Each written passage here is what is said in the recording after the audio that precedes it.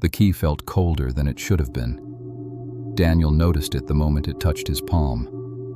It wasn't just metal. It felt like it had been waiting. The landlord barely looked at him as he handed it over. "Top floor," he muttered. "Quiet place." Daniel nodded. Quiet was exactly what he needed. Or at least, what he thought he needed. The building stood at the end of the street like something people had slowly forgotten. Not abandoned, not broken, just ignored. Most windows were dark, no signs of life, no movement. Even the air around it felt still, like time had slowed down just enough to notice it. Daniel hesitated before stepping inside, just for a second. But that second mattered. The elevator didn't work. A small sign hung crooked beside it. "Out of service." The staircase was narrow. Each step echoed louder than it should have. Daniel counted them without realizing. 1, 2, 3. By the time he reached the top, he couldn't remember the last number. Apartment 407. The number plate was slightly tilted. The hallway light flickered once as he stood there. Just once. Then it stayed still. Daniel inserted the key. For a moment, it didn't turn. Then suddenly, it clicked. Too easily. The door opened with a long, quiet creak. The smell inside wasn't dust. It wasn't clean either. It was something in between. Like the room had been sealed, not abandoned. Daniel stepped in slowly. The floor didn't make a sound. It was smaller than he expected. One bed, one table, one chair, and a mirror fixed to the wall. Nothing else. No decorations, no personal traces. It didn't feel empty.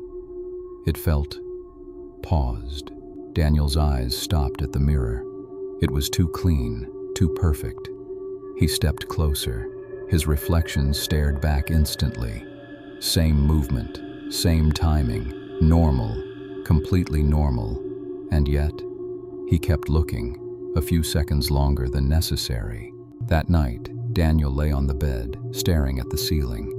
Sleep didn't come easily. Something about the room felt off. Not dangerous, just wrong, like a sentence missing a word.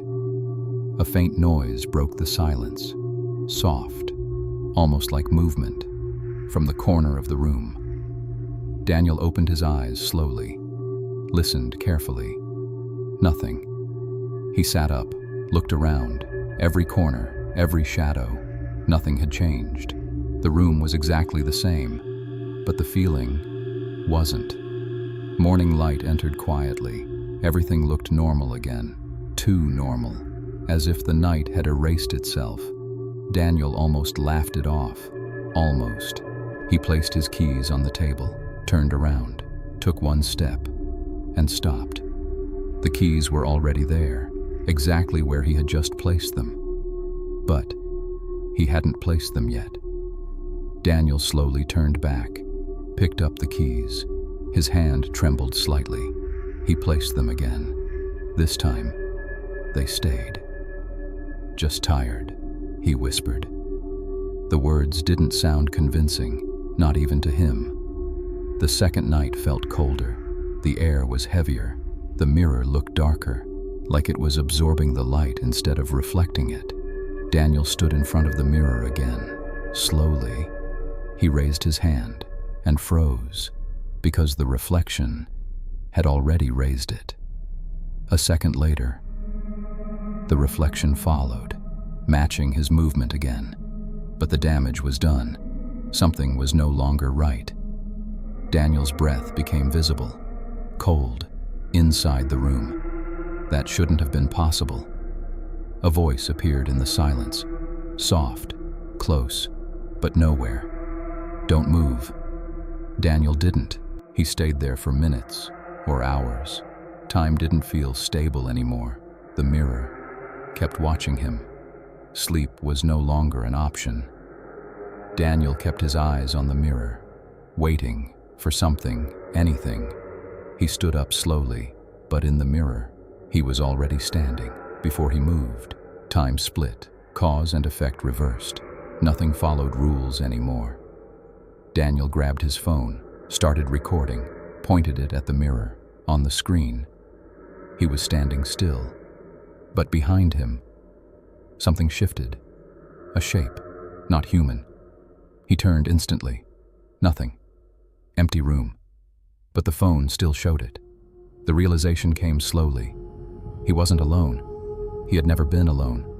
The reflection changed again, subtle, but undeniable. It looked more real than him. Daniel raised his hand. The reflection didn't move, not this time. It smiled. Daniel didn't. The lights went out. Instantly, something moved in the dark, closer, slower, watching. Morning came again. The room looked normal. The mirror was still.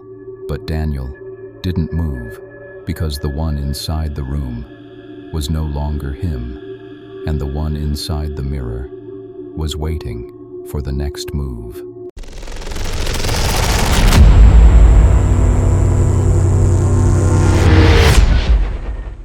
Echoes of real horror based on real life.